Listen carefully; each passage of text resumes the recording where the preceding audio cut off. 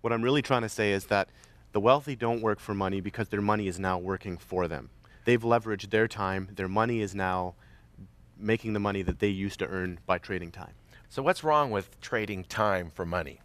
The issue with trading time for money is that anytime you want to make more of it or get ahead of the game, you're stealing time from someone else. Now, that might be yourself.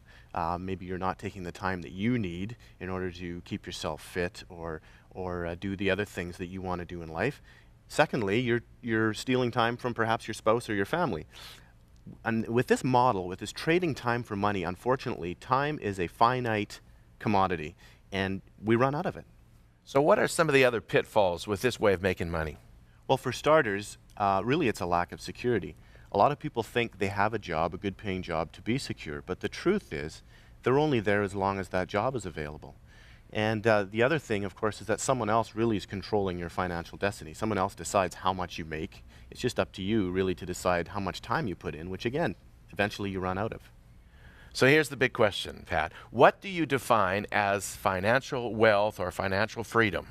Well, this isn't an original definition, but it's one that I've learned from Robert Kiyosaki, and that is if you count the number of days that you could go without working before you ran out of money, that would be your wealth quotient or ratio or equivalent or whatever term you want to use there. So for instance, if you are in a typical job where you're trading time for money, most people in North America are broke between 2 and 3 paychecks down the road. So if let's say you were injured or for whatever reason you got laid off or whatever the case may be, you probably have 4 to 6 weeks and you would be broke. On the other hand, if your money is working for you and you have what we call passive cash flow, or money coming in that you're not trading time for, and if you're getting $10 a month more coming in that you're not trading time for than what your monthly expenses are, you could go on forever.